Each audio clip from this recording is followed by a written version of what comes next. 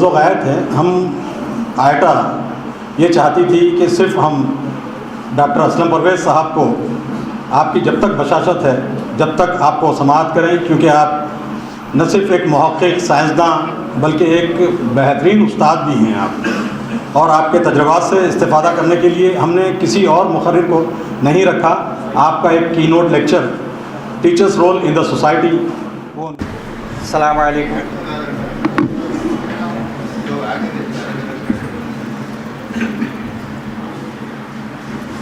آئٹا کے تمام ذمہ داران، قابل صد احترام اساتذہ اکرام، خواتین و حضرات،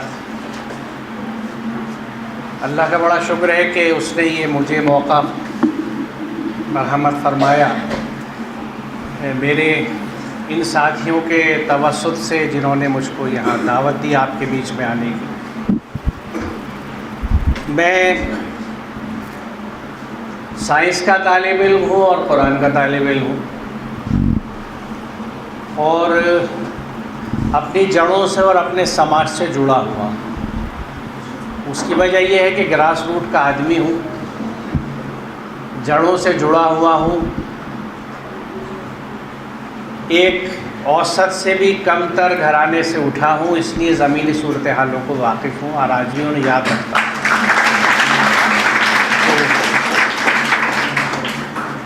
اوپر کے کسی اعلیٰ خاندان یا منصب کے گھرانے سے نہیں آئے۔ میرے لیے آپ لوگ بے حد اہم ہیں، وہ اس وجہ سے کہ ہر سال پوری ایک نسل آپ کے ہاتھوں میں آتی ہے، اور جو نسلیں پچھلے اساتذہ سے سامنے آئی ہیں، جو ہمارے پاس یونیورسٹی میں، اچھا یہ میں عرض کر دوں کہ میرا تعلق دہلی سے ہے، پرانی دہلی کا ہوں میں، بلی باران کے علاقے کی میری پیدائش ہے، اور یہاں آنے سے پہلے میں دہلی کا سب سے قدیم ادارہ، جس کو اس وقت ذاکر حسین دہلی کالج کہا جاتا ہے، لیکن تاریخ کی کتابوں میں Delhi college Anglo Arabic college کے نام سے مشہور ہے، اس کا ایک مقام ہے، وہاں سے میں نے پڑھا تھا، اور پھر وہیں میں نے میرا سبجیکٹ باٹنی ہے، اور تقریباً 24 سال میں نے وہاں پڑھایا، پھر 10.5 سال وہاں پرنسپل رہا۔ تو اس پورے علاقے اور اپنے طبقے سے میں واقف ہوں، اور سائنس کا طالب علم جب میں اپنے آپ کو کہتا ہوں تو اس کا یہ مطلب نہیں ہے کہ میں نے باٹنی پڑھی ہے، اس کا مطلب یہ ہے کہ میں نے سوال کرنا سیکھا ہے اور سوال کا جواب ڈھونڈا ہے، کیونکہ سائنس ایک طریقہ ہے جو آپ کو سوال کرنا اور سوال کا جواب تلاش کرنا سکھاتی ہے۔ تو اگر میرا سبجیکٹ کچھ بھی ہو جس کو بظاہر سائنس کہا جاتا ہے، وہ کیمسٹری ہو، فزکس ہو یا میتھمیٹکس ہو، اور اگر میں سوال نہیں کرتا اور میرے ذہن میں سوال نہیں اٹھتے اور میں ان سوالوں کو نہیں کھوجتا، تو میرا ذہن سائنسی نہیں ہے، ڈگری سائنس کی میرے پاس ہو سکتی ہے۔ تو اس سوال کرنے والے ذہن نے مجھ کو جس انداز سے قرآن سے متعارف کیا، اس میں سب سے پہلے سوالات میرے قرآن فہمی سے، قرآن پہ اسلام سے، یا جو مروجہ سسٹم ہے ہمارے اس کے لیے اٹھے۔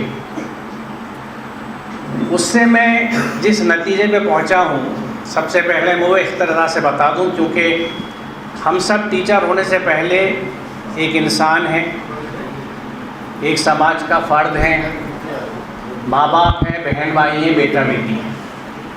ہم سب دیکھتے ہیں کہ چاروں طرف کیا ہو رہا ہے، بہت کچھ ایسا ہو رہا ہے جو نہیں ہونا چاہیے، ہمیں پسند نہیں ہے۔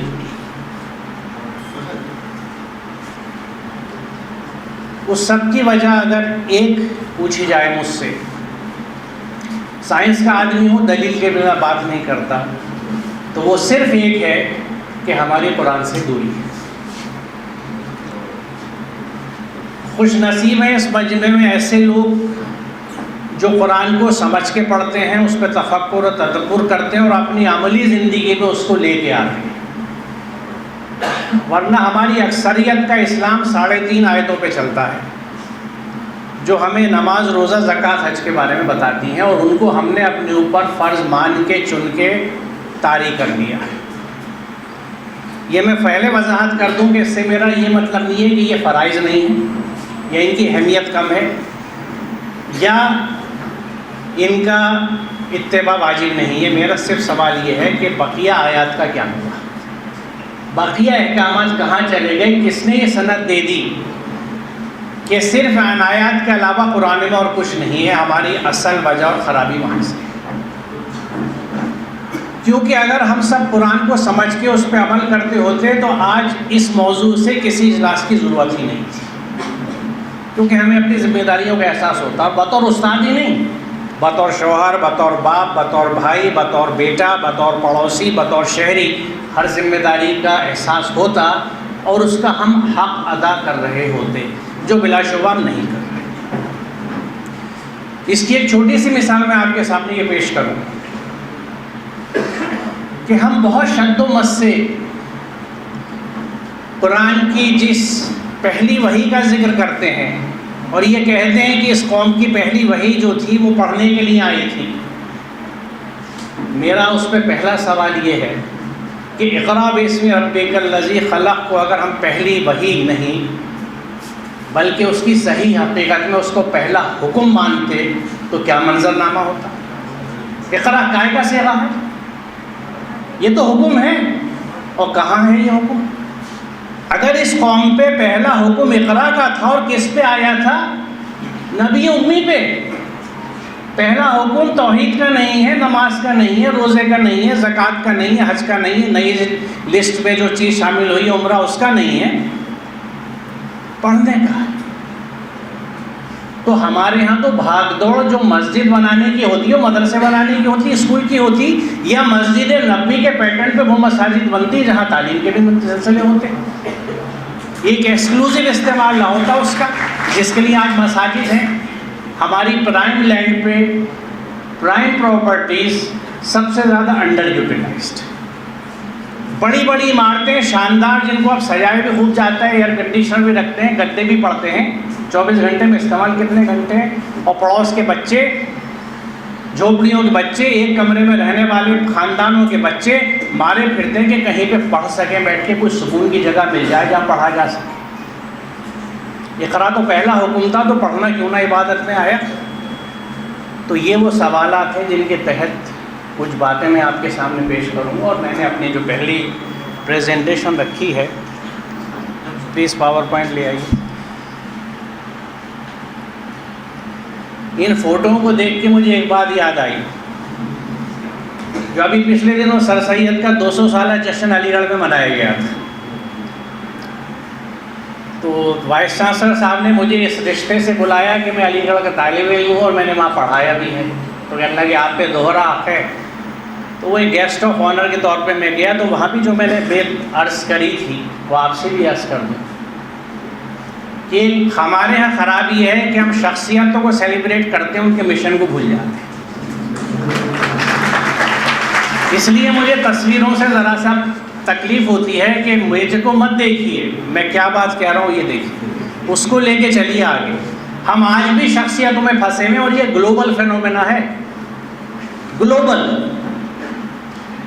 تو سر سید تو یاد ہے آپ منا رہے ہیں، اور میں نے کہا یہ شروعات جشن میلاد النبی سے ہوتی ہے، ہم منا کے سمجھتے حق ادا ہو گیا، رسول کا کہاں ہے، اس کا پیغام کہاں ہے، وہ کتاب جس کو وہ لائے تھے کسی جزدان میں لپٹی بھی بہت اوپر رکھی ہوئی ہے، مجھے نہیں پتا کیا لکھا ہوا ہے، اور یقین جانے اس جزدان کو ابھی جا کے آپ سرف ایکسل میں بھگوئیے تو اتنا میل نکلے گا آپ کے کسی کپڑے سے نہیں نکلے گا، وہ تو جزدان کی حالت ہے، کیونکہ اس کو کتاب بنائے نہیں، ہم اپنے شیلف میں نہیں لائے، اس پہ پڑھا ہی نہیں، اور اس سے بڑی توہین اس کتاب کی نہیں ہو سکتی۔ مجھے کہنے دیجیے، معاف کیجیے گا، آپ لوگ بہت تہذیب والے ہیں اور برداشت کرتے ہیں لوگوں کو، تو میری بدتمیزیوں کو برداشت کر لیجیے گا کہ مسلمانوں سے زیادہ قرآن کی بے حرمتی کسی نے نہیں کی۔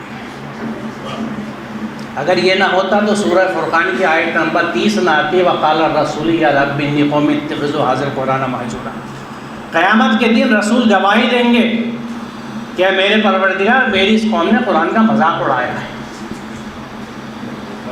قرآن میں فرقان آیت نمبر 30 دیکھ لیجئے، اور ترجموں میں 3 تراجم آپ کو ملیں گے، کہیں لکھا ہے کہ قرآن کو نشان تہذیب بنایا، دوسرا یہ ملے گا کہ قرآن کو ایسے پکڑا ہوا تھا، ایسے چھوڑا ہوا ہوتا ہے، اور قرآن کا مذاق اڑایا. یہ تینوں اردو میں تراجم آپ کو ملیں گے، کیونکہ مہجورہ لفظ جو ہے اس سے یہی مفہوم نکلتا ہے. آپ نے دیکھا ہوگا جن کا تعلق دیہات سے ہے کہ جو جانور خاص طور سے گائے ہے زیادہ بھاگتی ہے، اس کی گردن کی رسی اس کے پیر میں باندھ دی جاتی ہے، اس کو الحجورہ کہتے ہیں، اور وہ ایسے چلتی ہے. تو یہ ایک مذاق سا بھی دکھتا ہے، اور اس کی جو دبنگ چال ہوتی ہے وہ ختم کر دی گئی، کھینچ دی گئی، اس کو معذور کر دیا گیا. ہم نے قرآن کے ساتھ یہ کیا. یہ قرآن کہنا ہے کہ میری اس قوم نے قرآن کو مہجور کیا ہے. جس مقصد کے لیے بھیجا گیا تو اس مقصد کے لیے استعمال نہیں ہوا. اس کو ثواب کے لیے، ایصال ثواب کے لیے، رحمت کے لیے، برکت کے لیے استعمال کیا گیا، ہدایت کے لیے نہیں. ہدایت کے لیے کیا جاتا تو میں اس کو اردو میں بھی پڑھتا، اگر عربی نہیں آتی تیلگو میں پڑھتا، انگلش میں پڑھتا، ہندی میں پڑھتا، اس کو سمجھتا اور اس پہ عمل کرتا. اور عمل کرتا تو میری زندگی پھر اس طرح کی نہیں ہوتی، دوسرے انداز کی. بہرحال تو میں عرض یہ کر رہا تھا کہ پہلی آیت یہی ہے کہ اقرأ باسم ربک الذی خلق. اس میں میں نے باسم ربک کو اس لیے سرخ کیا ہے کہ بعد سے پڑھنے کی نہیں ہے، بلکہ اللہ کے اسم کے ساتھ پڑھنے. اور اسم جو ہے بنا مسمہ کے پورا نہیں ہوتا، وہ ایک تفصیل ایک پورے الگ تقریر کی ہے، اس لیے میں اس میں نہیں جاؤں گا. لیکن یہاں مقصد کیا ہے کہ اللہ کی خواص کے ساتھ پڑھائی حاصل کرنی ہے، وتھ ایٹریبیوٹس آف گاڈ. جب اسم کے ساتھ کی بات آتی ہے تو اس کی تمام وہ اسماء حسنہ اور اس سے جڑی ہوئی خصوصیات آ جاتی ہیں جو رب سے جڑی ہوئی ہیں. ان سب کے ساتھ ہمارے ہاں پڑھنے کا خانہ ہے، صرف پڑھنے کا ہی نہیں ہے بلکہ باسم ربک الذی خلق. اور یہ جو پوری آیت ہے یہ جو ہمیں کیا کیا چیزیں بتاتی ہے، اس میں دیکھیے بڑی اہم چیز یہ ہے کہ اس میں آپ دیکھیں گے کہ اللہ تعالیٰ بہرحال کریم ہے، کیونکہ اس نے کرم کیا ہمارے اوپر، جس نے قلم کے ذریعے سے علم سکھایا. قلم سے جو علم سکھاتا ہے، یعنی آپ لوگ وہ کام کر رہے ہیں جو اللہ آپ سے کراتا ہے. یعنی اللہ نے اپنی صفات میں سے بیان کیا ہے، یہ معمولی بات نہیں. اللہ تعالیٰ انسان کو اساتذہ یا پیرنٹس کی طرح پڑھانے نہیں آتا، اس نے صلاحیتیں دے دی ہیں ہر انسان کے اندر. ان صلاحیتوں کو نکھارنے کے لیے پیرنٹس اور اساتذہ ہیں. تو جب آپ قلم سے لکھنا سکھا رہے ہیں تو اس بات کو ذہن میں رکھیے گا کہ یہ اللہ نے اپنی صفت بیان کی ہے کہ اس نے قلم سے لکھنا سکھایا اور وہ علم دیا جیسے انسان نہیں جانتا تھا. تو جب ہم بچوں کو وہ چیزیں سکھاتے ہیں جو انہیں نہیں آتی تو یہ در حقیقت یہ اللہ کا میسیج ہے، اللہ کا پیغام ہے جس کو ہم ہمارے ذریعے سے وہ پورا کر رہا ہے. یہ میں اس کا ذکر کر رہا تھا کہ پڑھو اپنے رب کے نام سے. اس کے بعد علم کی تھوڑی سی میں وضاحت کر دوں کہ علم کی دو ذرائع ہیں، علم بذریعہ وحی اور علم بذریعہ استعداد. بذریعہ وحی تو نبیوں کا خاصہ تھا، لیکن استعداد ہر ایک کے اندر ہے، کیونکہ علامہ آدم الاسماء کلھا کی جو آیت ہے اس میں نے مسمہ کے بارے میں ذکر کیا. میں پڑھ دیتا ہوں کہ اسماء اسم کی جمع ہے جس کا مادہ سین میم واو ہے. اسم کے معنی ہے کسی چیز کی علامت جس سے اسے پہچانا جائے. صاحب مفردات اس پر بحث کرتے ہوئے لکھتے ہیں کہ معرفت الاسماء لا تحصل الا بمعرفت المسمى، یعنی جب تک مسمى کا علم نہ ہو اس کے اسماء کا تعارف کچھ فائدہ نہیں دیتا. اس کا مطلب یہ ہے کہ آدم کو علم اشیاء کی ایسی صلاحیت دی گئی ہے کہ وہ ہر چیز کو اس کی شکل اور اس کے خواص سے معلوم کر کے اس کو پہچاننے کے لیے اس کا نام رکھتا ہے. تو اس کی پہچان، اس کی کریکٹرسٹکس، آئیڈینٹیفیکیشن جو ہیں اس کے بعد اس کا نام رکھا جاتا ہے. پہلے ایک نئی طرح کے ریڈیشنز ڈسکور ہوئی اور اس کے بعد اس وقت ان کا کچھ نام نہیں آ رہا تھا تو ایکس نام رکھ کے ایکس ریس کر دیا گیا. ہر چیز کے نام رکھنے کا یہی سلسلہ ہے. اس لیے نام جو ہے وہ کریکٹرسٹک سے جڑا ہوا ہے اور ہمارے ذہن کے تصوروں میں وہ موجود ہوتا ہے. مثال کے طور پہ اگر میں آپ کے سامنے یہ نام لوں کار تو ایک تصویر ذہن میں آتی ہے. اسی طرح ہر وہ چیز جس سے آپ شناسا ہیں اس کی شبیہ اور شکل آپ کے ذہن میں جو نام سنتی جڑ جاتی ہے اس سے. نام کے ساتھ وہ شکل، اس کے خواص. جب میں پنکھا کہتا ہوں آپ کو یاد آتا ہے پنکھا کیسا ہوتا ہے، کس کام آتا ہے، کس استعمال میں آتا ہے، کس برانڈ کا اچھا ہے، کہاں سے سستا ملتا ہے، پوری تفصیل آپ کو کمپیوٹر کھول دیتا ہے. لیکن اگر میں یہاں کہوں کوارک، تو جس نے ایڈوانس فزکس نہیں پڑھی وہ نہیں جانتا کہ کوارک کیا ہے، اس لیے ذہن میرا بلینک ہے، مجھے کچھ نہیں پتہ یہ کیا ہے. تو یہ ہے انسان کا ذہن جس انداز سے وہ چیزوں کو ناموں سے پہچانتا ہے. اب اس آیت میں جو کلہ کا لفظ ہے، اس کی تھوڑی سی وضاحت یہاں پہ میں نے رکھی ہے، جس کو پڑھوں گا بھی اس پہ تھوڑی سی میں بات بھی کروں گا. اس آیت میں کلہ کا لفظ نہایت اہم اور غور طلب ہے. اسے ایک لفظ نے نسل انسانی کو علم کے اتھاہ سمندر سے آشنائی کی دعوت دی ہے. یعنی اللہ نے تو تمام اشیاء کا علم حاصل کرنے کی صلاحیت انسان میں رکھ دی. اب یہ اس کی صلاحیت، ماحول و تربیت اور اس کی اپنی کوشش پر ہے کہ وہ اس کا کتنا حصہ حاصل کر پاتا ہے. معرفت کے یہ مدارج وہ کیوں طے کرتا ہے. اس کی نہایت غور طلب شکل یوں سامنے آتی ہے کہ سورہ بقرہ کے مذکورۃ آیت میں اللہ تعالیٰ فرماتا ہے کہ اس نے آدم کو تمام اشیاء کائنات کا علم عطا کر دیا. اور نحل میں ارشاد بالی تعالیٰ ہے کہ اللہ نے تم کو تمہاری ماؤں کے پیٹوں سے نکالا اس حالت میں کہ تم کچھ نہ جانتے تھے. لا تعلمون شیئا کا لفظ ہے. اس نے تمہیں کان دیے، آنکھیں دی اور سوچنے والی دل دیے اس لیے کہ تم شکر گزار بنو. گویا انسان جب دنیا میں آیا تو اسے کسی شے کا علم نہ تھا، البتہ اللہ تعالیٰ نے اس کو کان، آنکھ اور سوچ سمجھ عطا کر دی تھی تاکہ ان اوزاروں کی مدد سے اللہ کی کائنات کا علم حاصل کرے. اگر وہ اس طرح اللہ کی کائنات کا علم حاصل کرے گا تو اللہ کی نعمتوں کا جو اس کو عطا کی گئی ہے عملاً شکر ادا ہوگا، کیونکہ اس طرح ان کا استعمال اللہ کی مرضی کے مطابق ہوگا. اس کا مطلب یہ ہے گھروں میں جب بچے پیدا ہوتے ہیں تو اگر آپ نے دیکھا ہو غور سے تو وہ بچہ روتا ہوا ماں کی گود میں خاموش ہوتا ہے، کیونکہ ماں کے لمس کو پہچانتا ہے، کیونکہ ماں کے پیٹ سے پیدا ہوتا ہے. لمس کا پہچان ہے. پھر وہ آوازیں پہچانتا ہے، اس لیے گھر کے لوگوں کی گود میں آ کے چپ ہو جاتا ہے، دوسری گود میں جا کے روتا ہے. پھر وہ چیزوں کو پہچاننے کا اس کا سلسلہ شروع ہوتا ہے. گویا اس نے اپنی کان، آنکھ، ناک سے مشاہدے کر کر کے جو علم ہے چاروں طرف کی چیزوں کا، اشیاء کا استعمال کرنا شروع کیا، سمجھنا شروع کیا. وہ بچہ ہمارے آپ کے گھروں میں رہتا ہے تو اردو بولتا ہے، لیکن اس چھوٹے بچے کو اگر آپ جاپان لے جائیے تو جاپانی بولنے لگے گا. جرمنی لے جائیے، جرمن زبان بولنے لگے گا. بہت سے ہمارے خاندان جو ہجرت کر کے دوسرے ممالک میں جاتے ہیں ان کے بچے، وہ سارے لوگ ہندوستانی اور اردو زبان بولنے والے حیدرآبادی ہیں، لیکن جب بچہ فرانس میں ان کا پیدا ہوا تو وہ بچہ فرینچ بولتا ہے، کیونکہ اس نے ماحول سے وہ چیز سیکھی. اس بچے کو آپ پڑھائی میں ڈالتے ہیں، پڑھنے لگتا ہے. حفظ میں بٹھاتے ہیں، حفظ کرنے لگتا ہے. موٹر میکینک کی دکان پہ بٹھا دیں تو موٹر جوڑنا سیکھ لیتا ہے. دوڑانے لگے، ریس لگنے لگتا ہے. اور کثرت کے لیے بھیج دیں کسی اکھاڑے میں تو پہلوان بن جاتا ہے. یعنی اس کے اندر ہر چیز کی صلاحیت ہے. انحصار اس بات پہ کہ آپ اسے سکھا کیا رہے ہیں. آج کی زبان میں ہم یہ کہہ سکتے ہیں کہ ہر چیز کا علم، ہر چیز کی کیپیبلٹی، کیپیسٹی اللہ تعالیٰ نے انسان کے کروموزومز پر رکھی ہے، اس کے جینز میں ہے. ہی اور she is capable of doing ایوری تھنگ. لیکن اس کیپیبلٹی کو ڈیولپ کون کرتا ہے؟ صرف دو ستون ہیں، اور دونوں ہمارے سماج کے کمزور ہو چلے ہیں، والدین اور اساتذہ. یہ والدین کی تربیت ہے جو ماں کے پیٹ سے شروع ہوتی ہے. بہت کم لوگ اس بات کو جانتے ہیں کہ بچے کی تربیت ماں کے پیٹ سے شروع ہونی چاہیے، لیکن نہیں ہوتی، بلکہ اس طرف توجہ بھی کم دی جاتی ہے. اور الٹی تربیتیں ہوتی تو ہیں لیکن الٹی ہوتی ہیں. اور پھر وہ بچہ جب چھوٹا ہوا، یہاں پرائمری ایجوکیشن کی اہمیت کی بات تھی. یہ حقیقت ہے کہ 5 سال کی عمر تک بچے کی شخصیت تقریباً مکمل ہو جاتی ہے. اس وقت تک ہم اسے بچہ سمجھ کے گنتے نہیں ہیں. لیکن آج یہ بات طے شدہ ہے کہ 5ویں سال تک عمر کی بچے کی شخصیت پوری ہو جاتی ہے. اور اس میں جو آپ اسے سکھاتے ہیں وہ تو بہت تھوڑا حصہ ہے. وہ چاروں طرف آپ کو دیکھ کے، سن کے جو کچھ سموتا ہے کہ اسپنج کی طرح چوستا رہتا ہے، وہ اس کی شخصیت سازی میں سک جاتا ہے.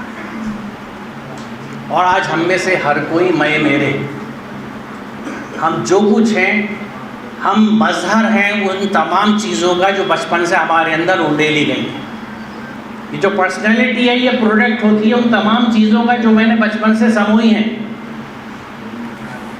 ہم بچپن سے جو چیزیں سموتے ہیں اپنے اندر وہی ہم آگے جا کے کرتے ہیں. بچپن سے بچے گھر میں جس طرح کے معاملات رشتوں کے دیکھتے ہیں اسی طرح کے رشتوں کے پیکر میں وہ ڈھل جاتے ہیں. اس کی میں وضاحت کر دوں تھوڑی سی. دیکھیں مجھے وقت کا بھی اندازہ ہے, دوسرے مجھے معلوم ہے کہ آپ سب اساتذہ ہیں, بولنے کے عادی ہیں, سننے کے زیادہ عادی نہیں ہیں. تو میں تھوڑی سی جسارت کروں گا, آپ کی سماعتوں پہ بار ڈالوں گا, کیونکہ کچھ بنیادی چیزیں ہیں ہمارے سماج کی. دیکھیے بچپن سے آپ ذرا خود کسی بار سوچئے گا کہ ہمارے گھروں میں گفتگو کیا ہوتی ہے. عام طور سے گھروں میں گفتگو یا تو رشتہ داروں کی ہوتی ہے اور 99% رشتہ داروں کی برائیوں کی ہوتی ہے. ہم اپنے کسی رشتہ دار کو اپریشیٹ بہت کم کرتے ہیں. زیادہ تر برائیوں کے چرچے ہوتے ہیں, دل کے پھپولے پھوڑے جاتے ہیں. جب ابا آ جاتے ہیں تو اماں کی ہمت ہوتی ہے تو ابا کے ساتھ پھوڑ لیتی ہیں, جب ان کی بہن آتی ہیں ان کے ساتھ پھوڑ لیتی ہیں, سہیلیاں آتی ہیں اگر آتی نہیں تو فون پہ پھوڑ لیتی ہیں. اور وہ بچے جو چاروں طرف خاموشی سے بیٹھے ہیں وہ ان سب چیزوں کو ایبزارب کر رہے ہیں. ہم نہ چاہتے ہوئے ایک منفی شخصیت, ایک نیگیٹو پرسنالٹی اپنے گھر میں تیار کر رہے ہیں جو ہمیشہ سب کی برائی کرنا, تنقید کرنا, شکایت کرنا جانتا ہے, تعریف کرنا, اپریشیٹ کرنا, حوصلہ افزائی کرنا نہیں جانتا. کیونکہ میں اگر چائے کے کپ میں اپنے 10 چمچہ شکر اور آدھا چمچہ نمک ڈالوں گا تو من جملہ وہ میٹھی ہوگی, اور 10 چمچہ نمک اور آدھا چمچہ شکر ڈالوں گا تو وہ کڑوی. میں بچپن سے کڑواہٹیں اس کو سنا رہا ہوں. دوسری چیز کیا ہوتی ہے, وہ پیسوں کے خرچ کرنے کے پیٹرن کو سمجھتا ہے کہ گھر میں جب بات ہوتی ہے کہ اب خالہ کی بیٹی کی شادی آ رہی ہے, اب گھر میں وہی سنتا ہے کہ اماں یہ کہہ رہی ہیں کہ میں نے ان کی بڑی بیٹی کی شادی میں یہ جوڑا پہنا تھا, اس کو میں ریپیٹ نہیں کروں گی, اپنی شادی کا بھی نہیں پہنوں گی, مجھ کو نیا خریدنا ہے اور فلاں مال سے خریدنا ہے, مجھے وہاں جا کے خریدنا ہے. اب اس کی وجہ سے اگر گھر میں پیسوں میں کھینچ آ رہی ہے تو بھی بچہ محسوس کر رہا ہے.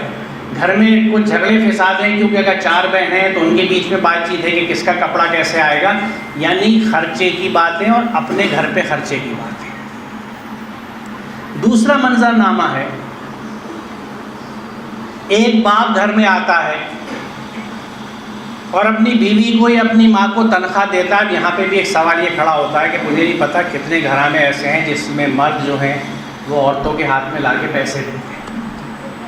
اب یہاں بھی مسئلہ اٹھائے گا کہ اگر والدہ ساتھ رہتی ہیں تو اماں کو پیسے دیں گے کہ بیوی کو پیسے دیں گے, وہاں پہ بھی جھگڑے پیدا ہوں گے. خیر جو بھی مینیجر ہے اگر انہوں نے, کیونکہ اگر یہ نہیں ہوتا تو پھر ایک پہلی چیز بچہ ہی نہیں, یہ بچہ گھر میں ایک بات اگر یہ دیکھتا ہے کہ میرے ابا, میرے بڑے بھائی میری ماں کا, میری بہنوں کی عزت نہیں کرتے تو وہ لڑکا کبھی بھی اپنی بیوی کی عزت نہیں کر سکتا.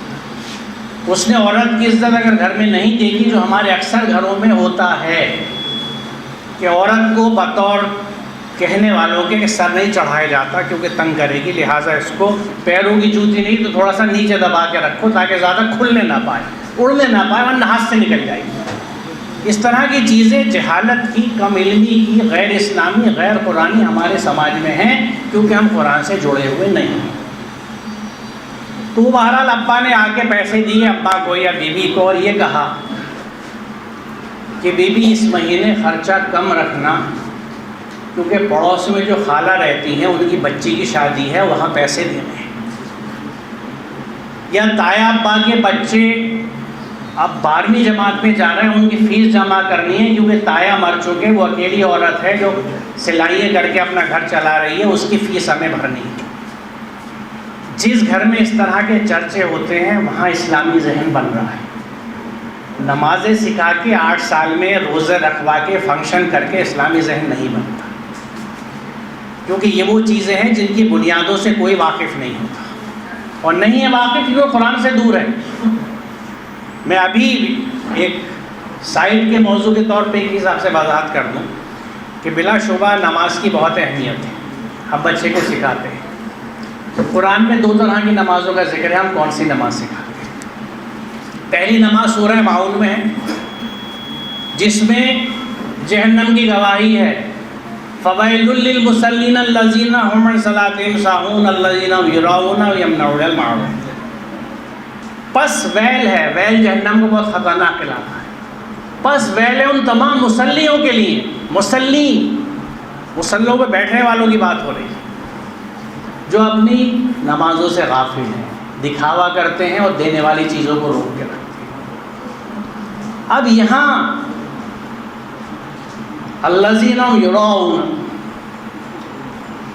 دو مفہوم ہیں اس لفظ کے۔ پہلا دکھاوے کی نماز، دوسرا یہ کہ وہ نماز جس کی ظاہری شکل تو ہے لیکن اندر سبسٹینس نہیں ہے، یہ خواب کی مانند ہے، یہ رویا سے بنا ہے کہ جو دکھتا ہے لیکن حقیقت اس کے اندر نہیں ہے۔ تو میں یہ جانتا ہوں کہ میں اللہ کے لیے نماز پڑھتا ہوں، تو یہ پہلی پاسبلٹی تو رول آؤٹ ہو گئی کہ میں دکھاوا نہیں کر رہا، میری نماز اللہ کے لیے، میرے رب کے لیے۔ اب دوسری بات یہ ہے کہ اس کے اندر سبسٹینس ہے یا نہیں، تو اس کا جواب سورہ طٰہٰ آیت نمبر 14 دیتی ہے کہ اقیم الصلاۃ لذکر، میرے ذکر کو قائم کرنے کے لیے صلاۃ قائم کرو۔ اور ذکر کیا ہے؟ ابھی تذکیر ہوئی تھی نا، ذکر ہے قرآن۔ تو میری نماز اگر میری زندگی پہ قرآن کو امپلیمنٹ نہیں کر رہی، قرآن کا اطلاق نہیں کر رہی، تو میں ڈروں کہ کہیں یہ سورہ ماؤن کی نماز تو نہیں ہے۔ بندہ اقیم الصلاۃ لذکر کا کیا مطلب؟ اب جب قرآن ہی نہیں سمجھ کے پڑھتے، پتہ ہی نہیں اس میں لکھا کیا ہے، تو نماز میں کیا قرآن سمجھیں گے؟ اور قرآن کو اپنے اوپر طاری کرنے کے لیے، امپلیمنٹ کرنے کے لیے کہاں کوشش ہو؟ یہ ایک چھوٹی سی مثال میں نے اس لیے دی کہ قرآن سے دوری نے ہمارے پورے منظر نامے کو بدل دیا ہے، چاہے وہ عبادات ہو، چاہے تعلیم ہو، چاہے معاملے داری ہو، کچھ بھی ہو، ہر چیز دھری سے ہٹ چکی ہے کیونکہ ہم قرآن سے ہٹ چکے ہیں۔ اسی لیے سارے حالات ہمارے اوپر پڑ رہے ہیں اور پڑھتے رہیں گے۔ دو ہی چیزیں ہوں گی کہ یا تو ہم پچھلی قوموں کی طرح ختم کر دیے جائیں گے یا ہم قرآن کی طرف لوٹیں گے، تیسرا راستہ نہیں۔ میرے منہ میں خاک، اللہ کرے ایسا نہ ہو، لیکن میں ایک طالب علم کے طور پہ جو سمجھ سکتا ہوں، مجھے جو بادل دکھتے ہیں وہ بادل مجھے بتا رہے ہیں کہ کچھ نہ کچھ آئے گا اور آنے والا ہے، اور دلائل و حقائق یہ بتاتی ہے۔ تو اب دیکھیے اس بچے میں صلاحیت ہر چیز کی ہے۔ میں اسی موضوع پہ بات کروں گا کیونکہ یہ والدین اور ٹیچرز دونوں کی بات ہے۔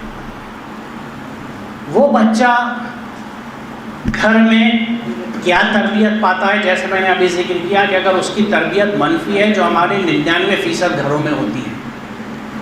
دیکھیے جو ماں اپنے بچے کو ٹفن دیتی ہے اور جب وہ اسکول سے آتا ہے چیختا ہوا کہ اماں بھوک لگ رہی ہے، وہ کہتی ہے ٹفن نہیں کھایا، وہ امی دوسرے دوست نے کھا لیا تو تھپڑ دیتی ہے کہ اس کو کیسے کھانے دیا تو نے، اپنا ٹفن خود کھایا۔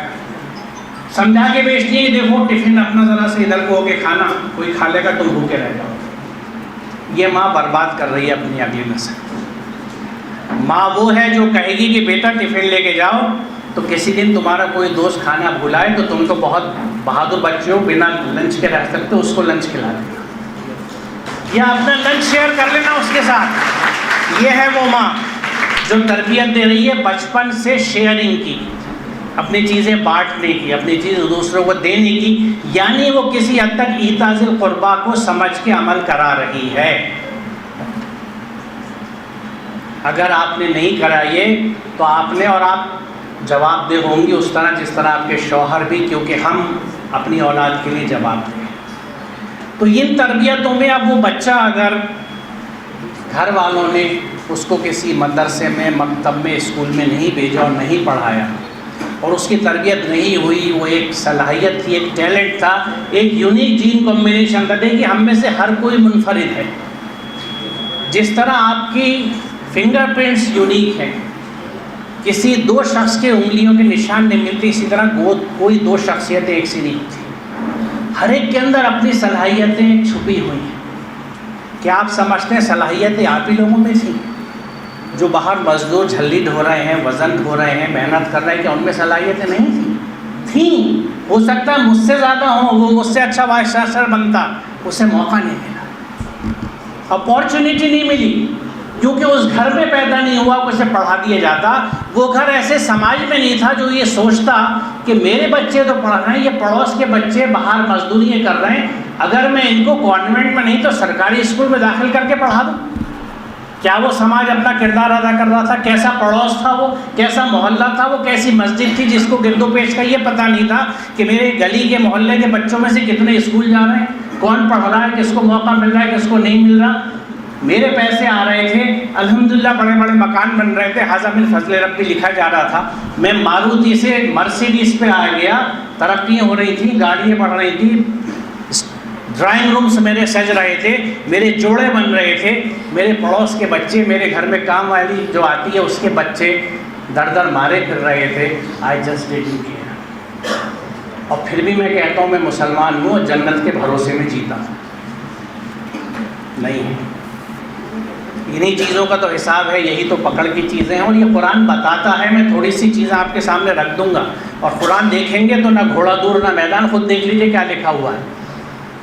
قرآن میں کہیں نہیں لکھا ہوا کہ جس نے عمرہ نہیں کیا یا حج نہیں کیا اس نے دین کو جھٹلا دیا. یہ لکھا ہوا ہے کہ جس نے یتیموں کے ساتھ اچھا برتاؤ نہیں کیا اور مسکینوں کو کھانا کھلانے کے نظم قائم نہیں کیا، انہوں نے دین کو جھٹلا دیا. فویل للمصلین الذین ارأیت الذی یکذب بالدین فذلک الذی یدعو الیتیم ولا یحض علی طعام المسکین. کیا مطلب ہے اس کا؟ آج روہنگیا کیمپوں میں خالصہ والے جا کے خالصہ پنتھ والے کھانا کھلاتے ہیں. ہم میں سے کتنے لوگ گنی چنی اکا دکا جماعتیں گروپ ہیں، ہم سب کو تو بے چینی نہیں ہوتی نا کہ وہ لوگ کیا کھانا کھا رہے ہیں. اپنے پڑوس کو، اپنی گلی اور محلے کو ہم نہیں دیکھتے، بلکہ کبھی کبھی تو رشتہ دار خوش ہوتے ہیں. میری ایک بہن خوش ہوتی ہے جب ان کی جٹھانی کے گھر میں تنگی ہوتی ہے کہ اچھا مجھے بہت تنگ کرتی تھی، اب اس کے آگے آ رہا ہے، اب پڑ رہا ہے روٹیوں کے لالے، اب ان کا دل ٹھنڈا ہو رہا ہے، بڑی خوش ہے. مجھے تنگ کرتی تھی نا، اب روٹیوں کے لالے پڑ رہے ہیں، بھوکی پڑ رہی ہے، اب دیکھوں گا دماغ اس کے ٹھیک ہوں گے. یہ سوچ ہے اوسط.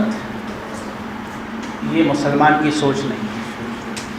یہ مسلمان کا دل نہیں ہو سکتا جو کسی کو پریشانی میں دیکھ کے خوش ہوئے. ہم میں بہت سے لوگ ہیں ایسے جو اس طرح کی حرکتیں کرتے ہیں. بہرحال تو یہ تربیت کا پہلو اصل چیز ہے جس میں والدین اور اساتذہ دونوں کا کردار ہے.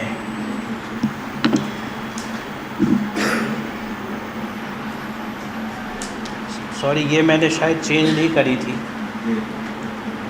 یہ آپ لوگ، میں پڑھ رہا تھا آپ نہیں پڑھ پائے ہوں گے. میں اصل میں اس پہ کر لیتا ہوں، ادھر بھول جاتا ہوں. بہرحال یہ میں نے ابھی پڑھا تھا. یہ ہے وہ چیزیں جو کلہ کے لفظ کی وضاحت کرتی ہیں کہ ہر چیز کا علم اللہ تعالیٰ نے ہر انسان میں رکھ دیا، آپ جس طرح اسے نکھار لیں گے. یہ بالکل مثال ایسی ہے کہ کمہار کے چاک پہ جو مٹی آگے پڑی ہے وہ بہترین مٹی ہے. کیوں بہترین مٹی ہے؟ قرآن ثابت کرتا ہے کہ لقد خلقنا الانسان فی احسن تقویم. اس نے تو کہہ دیا کہ ہم نے انسان کو بہترین ساخت پہ بنایا. تو جو آپ کے حصے کی مٹی آپ کے گھر میں پیدا ہوئی ہے، یہ بہترین تخلیق اللہ کی آئی ہے. وقت کے چاک پہ آپ کے پاس آ گئی ہے. اب اگر آپ کے ہاتھوں نے اس میں سے ایک اچھا برتن بنا دیا، بڑا وقت لگتا ہے، محنت لگتی ہے. ہمارے سے کتنے ماں باپ ہیں جو بچوں کے لیے اپنا کوالٹی ٹائم دے سکتے ہیں؟ اب بات تو کنارے لگ جاتے ہیں کہ میرا کام تو روٹی روزی کمانا ہے، میرا نہیں ہے. بیوی پہ چھوڑ دیے بچے. بیوی کی اپنی مصروفیات ہیں، وہ خالہ پہ، اماؤں پہ، پڑوسیوں پہ یا کریش میں چلا گیا بچہ. بچے کے ساتھ حق ادا نہیں کر رہے تو بچہ پیدا کیوں کیا؟ اگر میرے پاس وقت نہیں ہے بیوی کے لیے، بچوں کے لیے، تو میں شادی کیوں کرتا ہوں؟ جہیز لانے کے لیے کہ گھر کے حالات کچھ اچھے ہو جائیں گے. اس لیے 1 کرتا ہوں، 2 کرتا ہوں، 3 کرتا ہوں. مال مفت آتا رہتا ہے، حرام کا مال آتا رہتا ہے. میسر حرام ہے، جہیز حرام ہے. میرے کلپ کو آپ میں سے کچھ لوگوں نے دیکھا ہوگا. یہ حقیقت ہے کہ ہر مفت، کیونکہ جو مال بنا محنت کے حاصل ہو وہ میسر ہے، حرام ہے، منع ہے.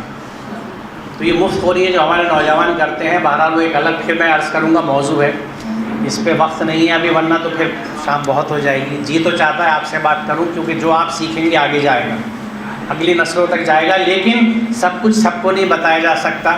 قرآن آپ کے پاس ہے، آپ کے گھر میں بھی ہے، اس کو سمجھیں گے، پڑھیں گے تو آپ بہت کچھ سیکھیں گے. مجھ سے زیادہ سیکھ لیں گے کیونکہ مجھ سے اچھے ہیں آپ، اور میرے سے زیادہ وقت آپ کے پاس ہے عمر کے اعتبار سے اگر میں دیکھوں. اب دیکھیے یہ آیت میں نے یوں چنی ہے کہ اس میں اللہ تعالیٰ یہ کہتا ہے کہ بلا شبہ رات اور دن کے یکے بعد دیگرے آنے میں، اور اللہ تعالیٰ نے جو کچھ آسمان اور زمین میں پیدا کیا ہے اس سب میں آیات ہیں ان لوگوں کے لیے جو اللہ کا تقوی اختیار کرتے ہیں. یعنی اس آیت میں اللہ تعالیٰ اپنی ہر تخلیق کو اپنی آیت کہہ رہا ہے. یہ نقطہ تھا جو میں آپ کے سامنے لانا چاہتا ہوں. یہاں پہ زمین آسمان کی ہر چیز کو یعنی آپ میں سے ہر کوئی اللہ کی ایک آیت ہے. یہ درخت آیات ہیں، یہ جانور آیات ہیں، چونٹی بھی آیت ہے، مچھر بھی آیت ہے، ہاتھی بھی آیت ہے، درخت بھی آیت ہے، جھاڑ بھی آیت، ہر چیز آیت ہے، چاند ستارے بھی آیت ہیں. تو آیت لفظ ہے کیا، ذرا اس کو سمجھ لیں. آیت ظاہری علامت یا نشانی کو کہتے ہیں، چنانچہ راستے کے نشانات کو آیات کہتے ہیں. یعنی جو میل کے پتھر ہوتے ہیں، مائل سٹونز، ان کو بھی آیت کہا جاتا ہے. بیٹا موبائل تھوڑی دیر بعد یوز کر لینا، بات قرآن کی ہے، دھیان سے سن لو، میری بکواس مت سنو. کیا پتہ کیا چیز دل میں اتر جائے. دیکھو ٹیچر ہوں، برداشت نہیں کرتا ان چیزوں کو، معاف کریے گا مجھے، کیونکہ یہاں نہ وقت آپ اس لیے خراب کر رہے ہیں، نہ میں کر رہا ہوں. پتہ نہیں کس کے دل کو لگ جائے بات، اس کی ایک کوشش کرتا ہوں میں. اسی لیے ایسے کسی پروگرام کو منع نہیں کرتا، چاہے میرے ساتھ کچھ بھی بیتتی ہو. میں آتا ہوں کہ مجھے اللہ کا جواب دینا ہے کہ اس نے جو مجھے سکھایا ہے میں آپ تک پہنچا دوں. تو یہ جو کیونکہ مائل اسٹون جو ہے، یہ آیت کیسے ہے کہ اگر مان لیجیے آپ کڑپا جا رہے ہیں تو راستے میں آپ نے دیکھا کڑپا 40 کلومیٹر، تو آپ کو کڑپا یاد آ گیا کہ اچھا 4 کلومیٹر دور میری منزل ہے جس طرف میں جا رہا ہوں. تو یہ مائل اسٹون آپ کو، آپ کی توجہ کو ڈائیورٹ کر دیتا ہے، منعطف کر دیتا ہے اس منزل کی طرف. تو اللہ تعالیٰ آیات اس لیے کہتا ہے اپنی ہر چیز کو کہ اگر دیدہ بینا ہے تو ہر تخلیق میں خالق کا جلوہ نظر آئے. یہ حکمت ہے قرآن کی. اور اچھا اس کو پڑھ لے پورا. در حقیقت آیت ہر اس ظاہری چیز کو کہتے ہیں جو کسی چھپی ہوئی چیز کی نشاندہی کرے. اور جب کوئی شخص اس ظاہری چیز کو پہچان لے تو وہ جان لے کہ اس نے اس پوشیدہ چیز کو پہچان لیا اور اس کو سمجھ لیا. اور یہ جو اقتباس ہے یہ راغب، تاج اور محیط تینوں سے ہے. خدا کی ذات انسانی سمجھ کے دائرے میں نہیں آ سکتی، لہٰذا اس کے متعلق ان ظاہری علامات ہی سے اندازہ لگایا جا سکتا ہے جو کائنات میں بکھری پڑی ہیں. اس لیے کائنات اور اس کی تمام اشیاء آیات اللہ ہیں. دیکھیے یہ بات اس لیے آسان اور سمپل ہے کہ ہماری ہر صلاحیت محدود ہے، اور قرآن خود یہ کہتا ہے کہ ہمیں علم بہت تھوڑا دیا گیا ہے.